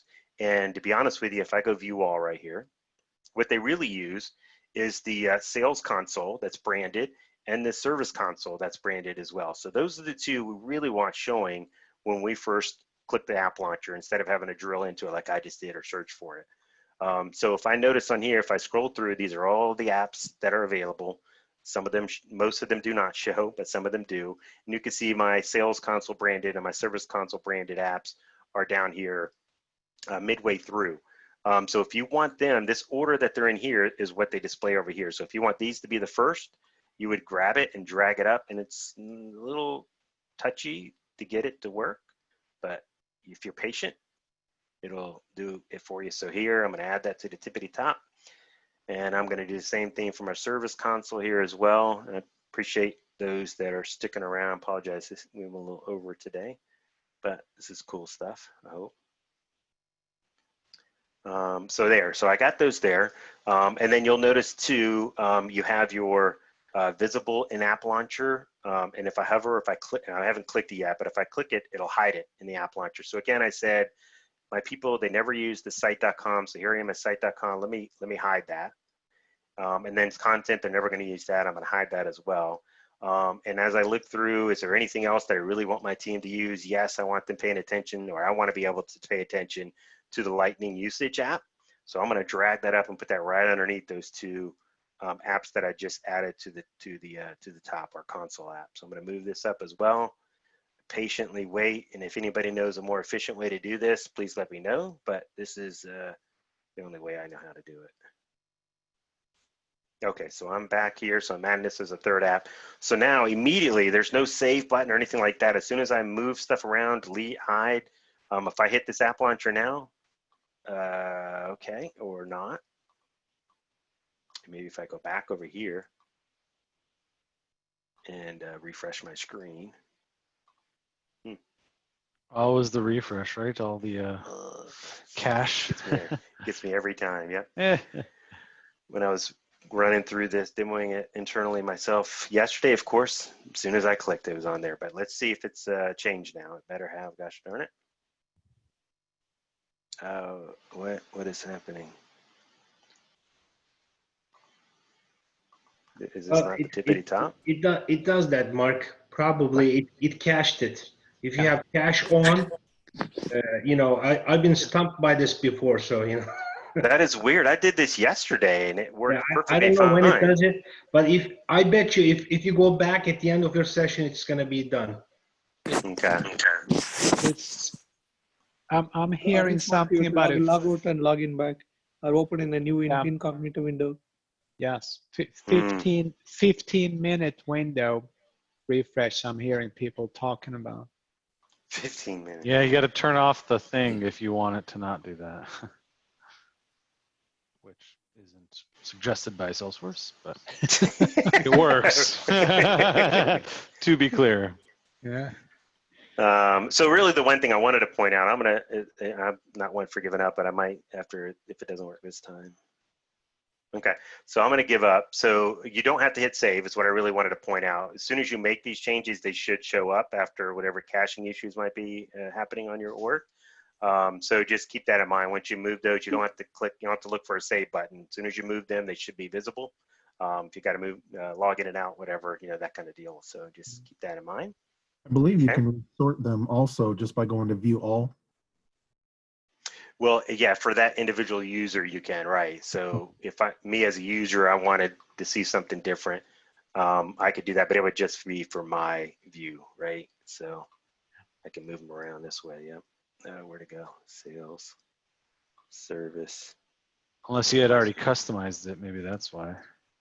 Ooh, yeah, maybe. You're right. Good point. Ta-da. But I shouldn't have had to do that. I should have automatically. But again, like you just said, yeah, if I had already customized it, then it's going to respect whatever I've customized. So, yep, good point there as well. Okay. We did believe you, Mark. We did believe you. Thank you. If I would have recorded what I did yesterday, you would see instantly. It happened. It's not you. It's Salesforce. It's not you. It's Salesforce. Thank you, Andy. I appreciate the support. All right. So the last thing I wanted to show you guys for today is about trailblazing and reskilling, as we say. So I wanted to show you about the Trailhead Go. If you haven't already used it, I wanted to make sure everybody was aware, and that at least those of you that have an iOS device can take advantage of this. Not quite yet for Android, and I tried to ask for a quick update yesterday from the Trailhead support team, and they said there's still no definitive timeline on that. So so keep patient for those that are Android based. Android based for sure. Yep. Okay, and then my next level of getting into this, let me see if I can get you.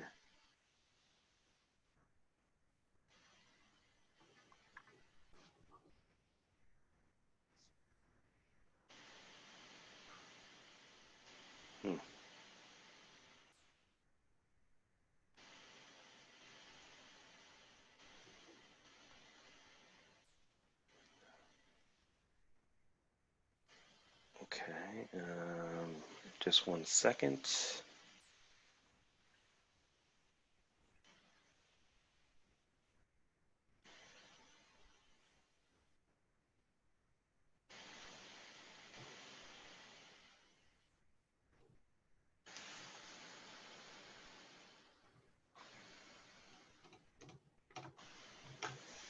I'm going to join from my phone and show you what it looks like on there, if it'll behave itself.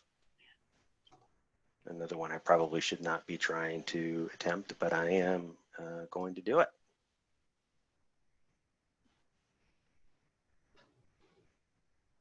Okay, cancel that. All right, so I'm going to stop sharing on my desktop. All right, thank you. And then I am going to start sharing from my phone, and let's see how it's going to behave. Start the broadcast. Well, all right. Okay, so this is my phone. I'm logged into Zoom. So again, I'm going to go to, I have the Trailhead app downloaded here. I'm going to click into it. And if you haven't used it, again, it's very similar to the desktop, just a little squished. But on your home page, you can see at the bottom, it's got your home page, your today stuff.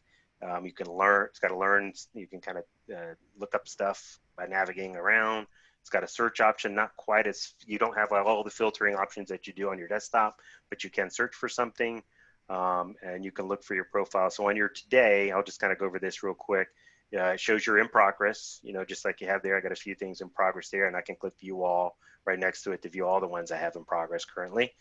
Here's your trails that you have in progress. The first one was your badges, your trails, your trail mixes that you might have going on, your favorites that you have in here, and then your recently viewed. So all that's on your today here, you know, so you have that available to you just like you do on your desktop. From a learning perspective, I clicked on Learn down at the bottom, and then you can just navigate around, shows in alphabetical order the first 3 trails, the first 3 modules, first 3 projects, and then the first 3 trail mixes. So that's, you can kind of navigate around and find what you need to, or you can search directly for either a trail module or a project here. It shows your recent searches and recently viewed stuff, so you can easily get to stuff as well. So has your profile just like you do on your Trailhead with your description, your rank, your badges, all your skill stuff there. So all that's on there. And then the one thing I wanted to show too on here, it does have like a nighttime mode. It's called campfire mode. If I turn off the user system, it turns on the, you know, if you prefer to have it in this type of view, you can do this as well. So and then just doing the actual modules, again, I've completed 75% of this Trailhead military. I'll go ahead and finish this up so I can show you guys that one, and I can earn myself another badge, right? Because I need them. You can tell I'm not a ranger yet. I need to get there. So here you can tell I'm 75% complete. I've done 3 of the first 4 modules. I just got 1 more to go, and it's 10 minutes long. So I'm going to finish that up real quick. And you know, it has all the text that you normally would see, images just like you see. You can, you know, just in anything other, you can zoom in and out of them. It even has videos, and there was a video I would like to show you guys because it's a cool story about this person right here. His name is Jesse Grothaus. But also I wanted you guys, especially those that are familiar with our Jacksonville community folks, we have a bit of a celebrity that keeps popping up, and keep an eye open for our local celebrity.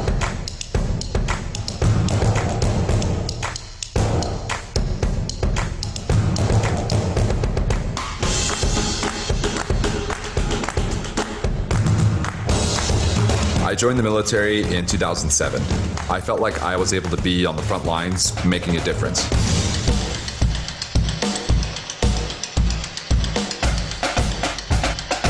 I'd had a mild traumatic brain injury. My doctor said, "I want you to learn new skills to help your brain heal." That's when I came across Trailhead. Trailhead was an easy and free way to learn Salesforce skills online at my own pace.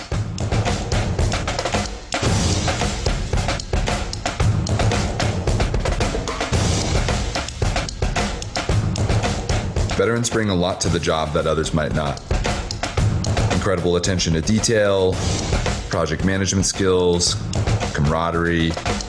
These are exactly the kind of traits that you want on a team.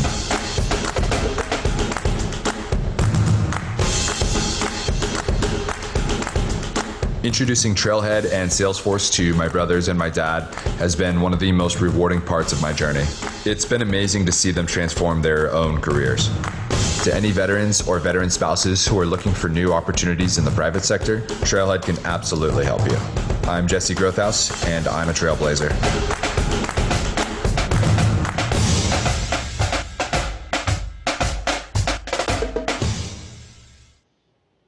So pretty cool story, of course. But I also wanted to show, and when I was looking this up, I had no idea some of these things that I noticed when I was doing this trail. But for those of you that have been a part of our community, you'll know William Dixon is a part of our, started out or still is, as a Jacksonville community active member, and took advantage of Trailhead Military, and has gotten a lot of opportunities from that. He seems to be everywhere when I turn around. So that was cool to see William in there with his old picture of him in the Navy and everything. So very cool. And then again, you can go through here.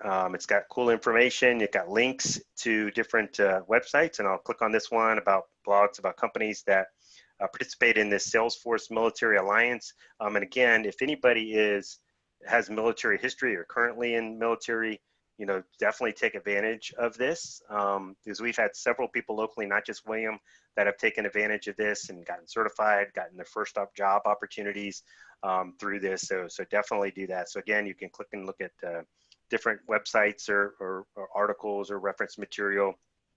And I wanted to pull this up for a couple reasons. One is, of course, when I look at here, the front page, who's on here?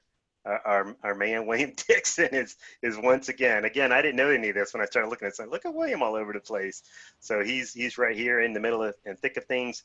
And then it does list all the different companies that participate in this Salesforce Alliance. And it's got a lot of cool companies like Acumen and Art of Cloud and Capgemini and all these different ones. And just want to point out that Coastal Cloud is one of the companies that participate in that. We've hired several folks. You'll know another one of our Jacksonville team members, Louis Pauza, is a participant from this program, and we've hired him a couple of years ago as well. So so again, in this picture here, this is the most recent cohort that went to Dreamforce. And again, actually, Louis is right there. If you don't know him, he's the man with the shaved head and the beard and mustache.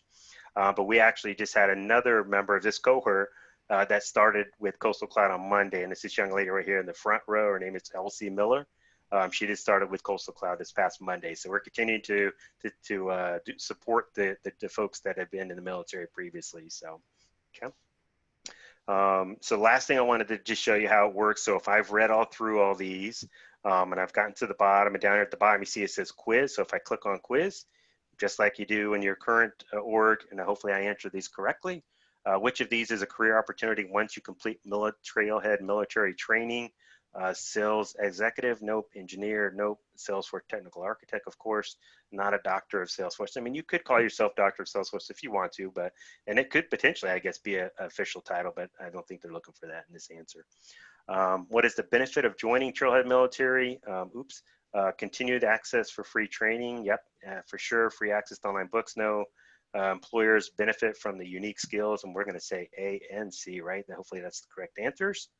Check my quiz, and it's as easy as that to be able to get your badges while you're on your phone. So traveling around, all that kind of good stuff. I earned a few badges coming home from Dreamforce and have continued to do that since then. So, so just wanted to show you guys a little bit about that. So I'm going to stop sharing now. Has anybody taken advantage of using Trailhead Go yet? It's pretty cool, right? The one thing you can't do, I guess, transparency is you can't do hands-on stuff. If you got to log into an org and do hands-on work, you obviously have to go to a desktop because you can't, log in from there. So, but everything else you can do, like I just showed you, you can watch the videos that are associated with them. You can click on the links to read up on the reference material that goes along through them, and then you can take and pass the quizzes, kind of deal. So it's pretty cool. Take advantage of it if you're not already, if you own a iOS device, and keep your eyes out if you're on an Android device. So, okay. I'm going to have to get a bigger phone, Mark. Yeah, there you go, right? Flip phone's got to go, Rick. Sorry. Oh, you mean my dear beloved BlackBerry? There you go. Does work on an iPad if you got one of those. There you go, That's right? cool. Yeah, it doesn't have to be a phone. It can be another mobile device. Very good. Yeah. So, all right, very cool. So let me go back to sharing my screen real fast, and we'll finish up here. Any questions before I kind of get into some quick closing stuff? I know we're really late, and I appreciate you guys sticking with us here, but any questions before I get into some closing stuff? About the highlights, I'll make sure I give you guys a link to all of the 93 plus highlights that are out there, but just want to go over a few of that I think would impact a lot of companies. So, okay. All right. Okay, so then I will get to some closing remarks here. Oh, wait, before I do that, I need to spin the wheel again. We promised at least 2 more RealZip packages, and I actually have one more gift as well to give away, and it is this Yeti mug, Trailblazer Community Yeti mug. So really cool gift here. And so I'm going to give those, we're going to give this one and then the other 2 care packages away. So I'm going to start with the Yeti mug here, and let me pull my wheel around. I'm going to win that one. Yeti mug right now. This is it right off the bat. Let's see.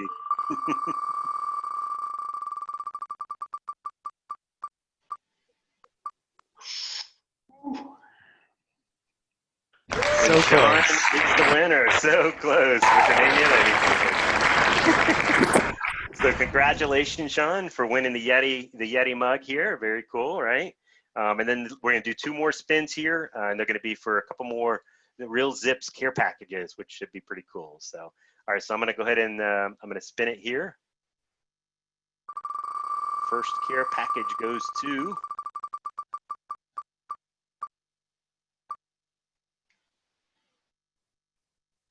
Andy.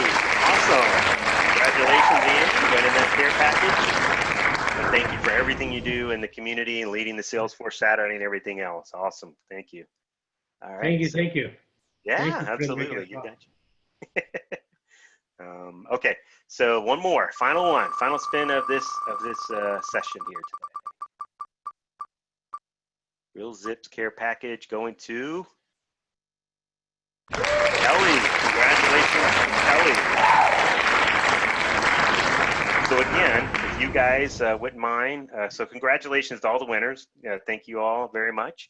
And if you don't mind just emailing me, and I'll give this to you guys too, to have that. So just send me your mailing address, and both Fred and I will get your gifts out to you whenever we get that from you. So, okay. All right. So again, just some closing remarks. I would be remiss if I didn't mention Trailhead Quest, and I'll just kind of briefly jump into that to show you guys what's available currently if you're taking. Maybe not if it's gonna be a pain in the rumpus.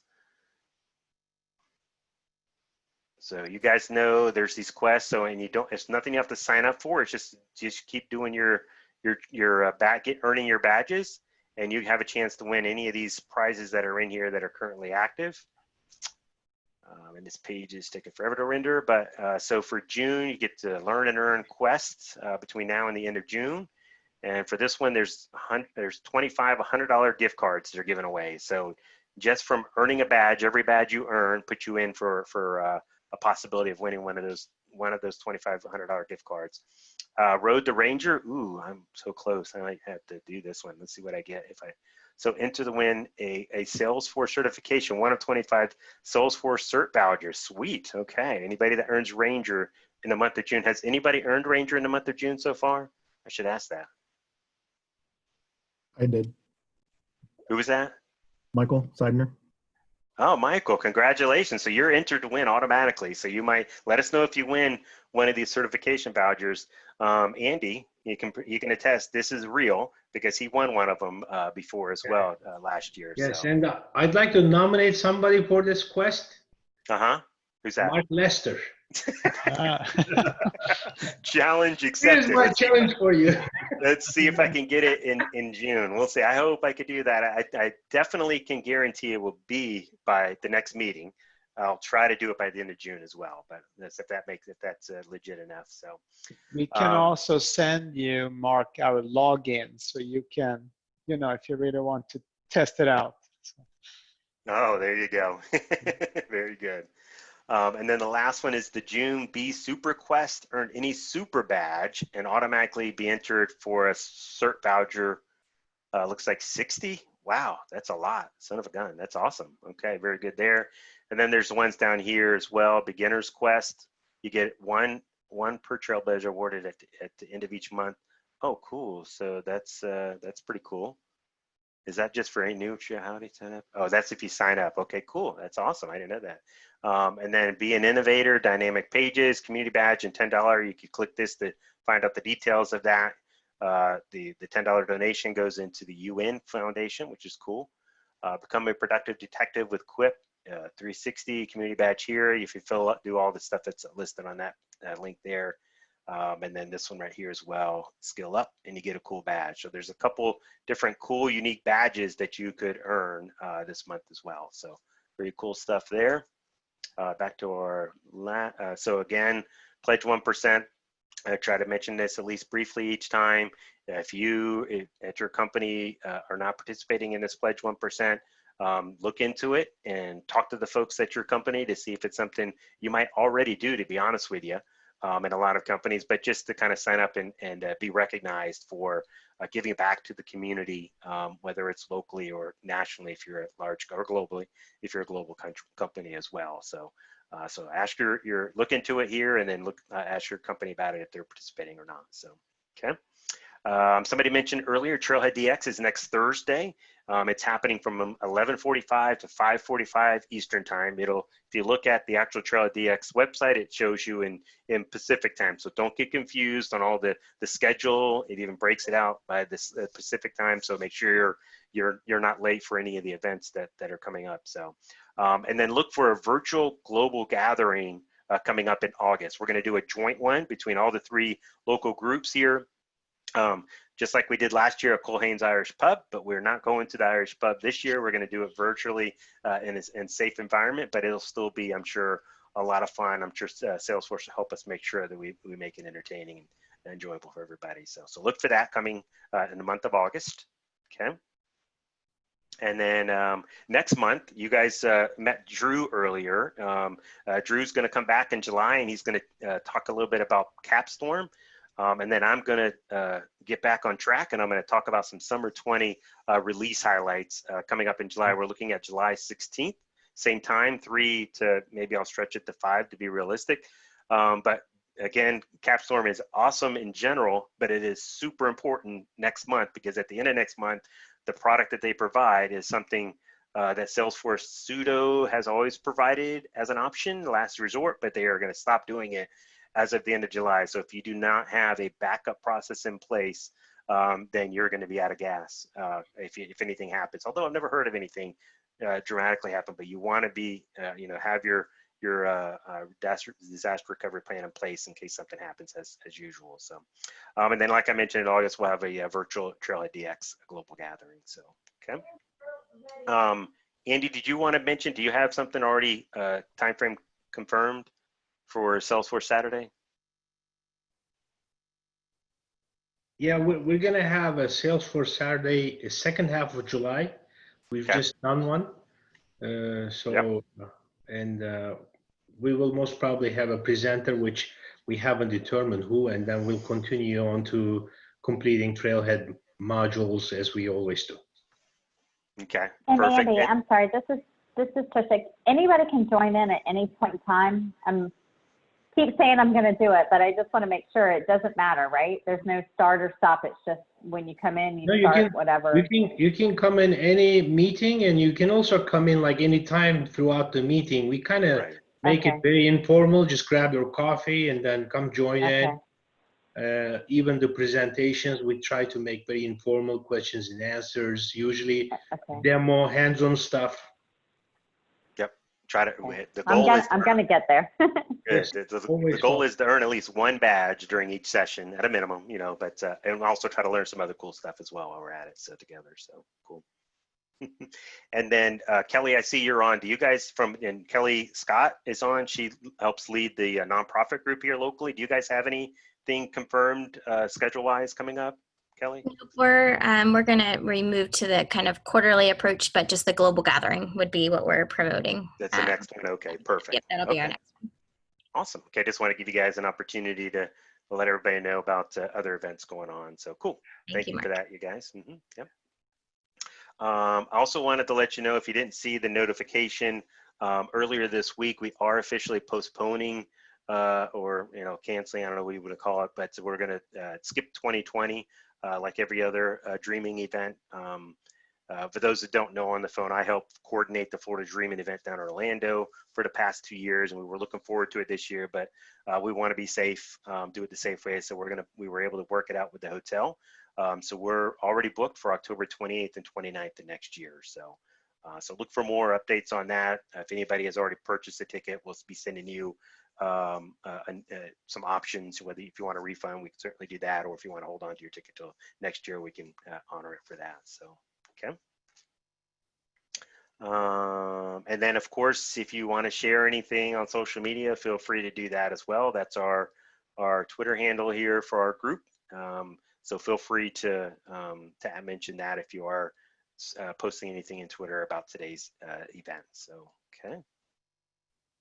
And that's it. So thank you everybody again for joining, and definitely thank you for sticking around over 30 minutes longer than it planned. This is my first virtual session, so I didn't know what to expect. I was thinking an hour and a half probably is pushing it to ask people to be on a Zoom for that long. So I appreciate you guys sticking around for 2 hours. So so thank you very much. And before we adjourn, did anybody have any questions either for me or for Fred on the RealZips product that he demoed? Just very quick, I asked this on the chat window, but it got lost in traffic. Is the pricing for data set, is that only for one time, or is any refresh included? How does it work, Frederick? Yeah, that's usually for 1 year. If 1 it's, year. Yeah, 1 way usually. If it's a data set that doesn't change much, it's pretty much a one-time purchase, then you get notified. You can choose to buy again, let's say 2 years down the road. Okay. Yeah. Sounds reasonable. Thanks. Thank you. Anything else? Usually I'm saying, okay, thank you. Now we'll meet you over at Culhane's. Let's go have a drink. But we'll do that soon enough. Everybody stay safe out there, and stay connected. You know, I've seen a few people posting stuff. Some people are asking questions. Please go and check on the Jax user group every once in a while and see what advice you can give. Or if you have a question, feel free to post it on the Jax community group on the success community, and hopefully folks will be able to help you out, because whatever you're experiencing, I can guarantee you somebody in this group has experienced it before and can give you some advice on it. So, okay. Right. Thank you for being an awesome Mark. host. Thank Mark. you. So really appreciate it. Thank so you. Thank you. Thank you, Mike. Yeah, absolutely. Happy to do it for sure. So I was I excited. love the roll up. You have the whole thing going. See, I pulled it out, right? I said, actually, that was my wife. She's like, you need to get something. I'm like, okay, perfect. That's awesome. She helped me out. So always helping. Good. Thanks, Mark. Good to see you. You too, Bye-bye, Rick. guys. Awesome. Thank you. Thank you, everybody. All right, have a good one, everybody. Take Bye, care. everybody. Thank you, Fred.